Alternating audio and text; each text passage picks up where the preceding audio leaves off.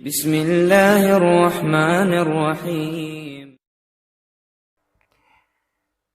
سچے اسلامی اخلاقی و اصلاحی قصوں پر مشتمل قصہ نمبر 5 ملاحظہ فرمائیں۔ ایک مرتبہ بریدہ اسلمی نامی ایک صحابی بہت رنجیدہ خاطر ہو کر دربار رسالت صلی اللہ علیہ وسلم میں حاضر ہوئے۔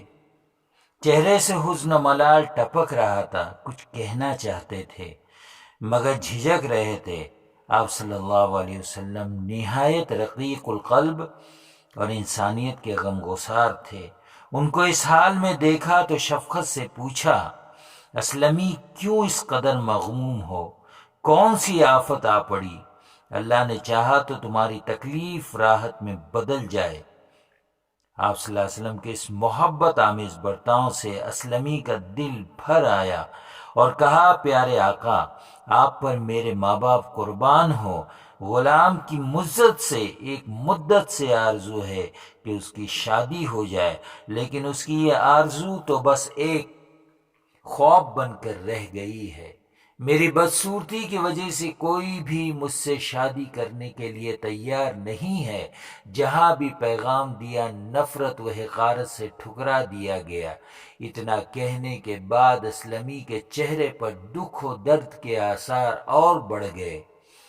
محسن انسانیت صلی اللہ علیہ وسلم سے رہا نہیں گیا، فرمایا، اسلمی جاؤ معلوم کرو کہ اس وقت عرب میں سب سے زیادہ خوبصورت کون سی لڑکی ہے، میں اس سے تمہاری شادی کراؤں گا۔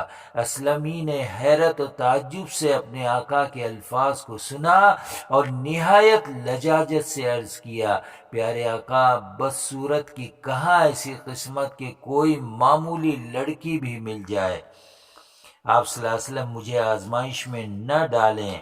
سرکار نے مدینہ نے دلاسا دیتے ہوئے فرمایا، اسلمی خدا کی ذات پر بھروسہ رکھو، انشاءاللہ عرب کی منتخب حسینہ سے تمہارا نکاح کر دیا جائے گا۔ جاؤ تم تحقیق کرو اور مجھے اطلاع دو۔ اسلمی فرمان رسول قبول کرتے ہوئے نکل پڑے اور دریافت کر کے خبر دی کہ فلاں قبیلے کے سردار کی لڑکی سب سے زیادہ خوبصورت ہے۔ آپ صلی اللہ علیہ وسلم نے فرمایا، اسلمی جاؤ لڑکی کے باپ کو میرا سلام کہو اور کہو کہ محمد صلی اللہ علیہ وسلم نے تمہاری لڑکی کے لیے مجھے منتخب کر کے بھیجا ہے۔ اسلمی ان کے گھر گئے اور علیک سلیک کے بعد رسول اللہ صلی اللہ علیہ وسلم کا یہ پیغام سنا دیا۔ اس پر لڑکی کے والد نے برانگیختہ ہو کر، غصہ ہو کر اسلمی کو بہت سخت اور سست الفاظ کہے اور نہایت حقارت آمیز سلوک کر کے وہاں سے بھگا دیا۔ وہ مایوس اور بوجھل طبیعت ہو کر لوٹنے لگے۔ ادھر لڑکی نے باپ کو یوں غصہ ہوتے ہوئے دیکھ کر پوچھا، ابا جان کون آئے ہیں اور آپ کیوں اس قدر خفا ہو رہے ہیں؟ باپ نے بیٹی سے کہا، تم بریدہ اسلمی کو جانتی ہو؟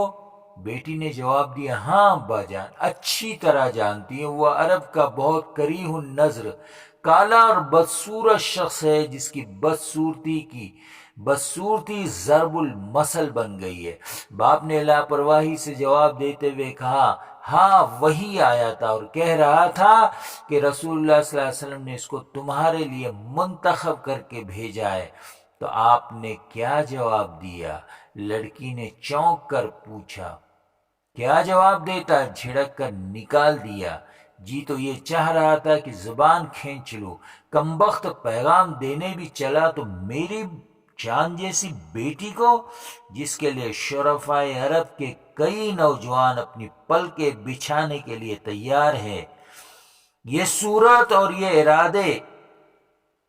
لڑکی نے بے چین ہو کر کہا، ابا جان یہ آپ نے کیا کیا؟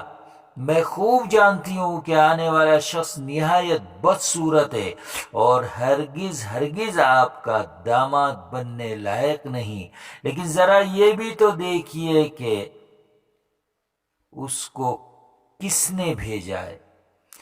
اس کو دنیا کے سب سے خوبصورت اور حسین انسان نے بھیجا ہے۔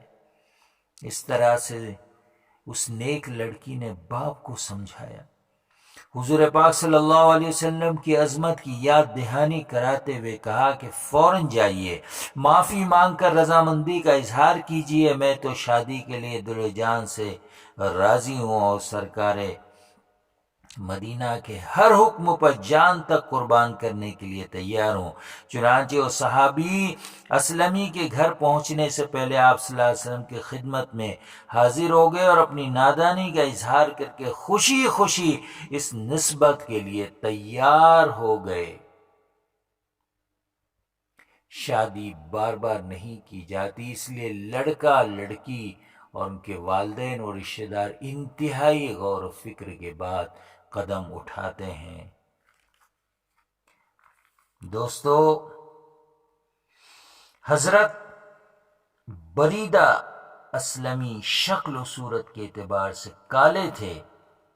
اگر از خود یہ اس لڑکی کو پیغام دیتے تو شاید لڑکی قبول نہ کرتی، مگر سرکار دو عالم صلی اللہ علیہ وسلم کے توسط سے جب پیغام اس کے پاس پہنچا تو لڑکی کو انکار کرنے کی جرت نہ ہوئی اور اس نے اس رشتے کو بخوشی قبول کر لیا۔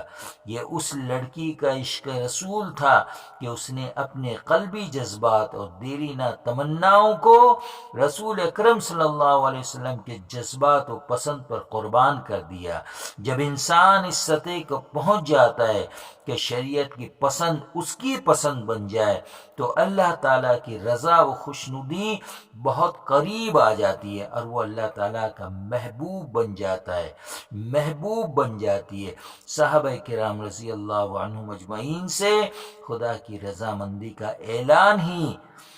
اعلان اسی سبب سے ہے کہ وہ رسول اکرم صلی اللہ علیہ وسلم کے اتنے عاشق اور اتنے چاہنے والے تھے کہ دنیا کی تمام چاہتیں ان پر قربان تھی۔ صحابہ آپ کے حکم کے منتظر نہیں رہتے، کوئی علامت یا کوئی اشارہ ان کو مل جاتا جس سے آپ کے رجحان اور قلبی میلان کا پتہ چلتا تو فوراً اسے اپنے سینے سے لگا لیتے اور اس پر عمل شروع کر دیتے۔ اللہ تعالی ہم کو بھی نیک، صحیح اور اللہ کے رسول صلی اللہ علیہ وسلم کی سنتوں پر بجان و دل عمل کرنے کی توفیق نصیب فرمائے، آمین یا رب العالمین۔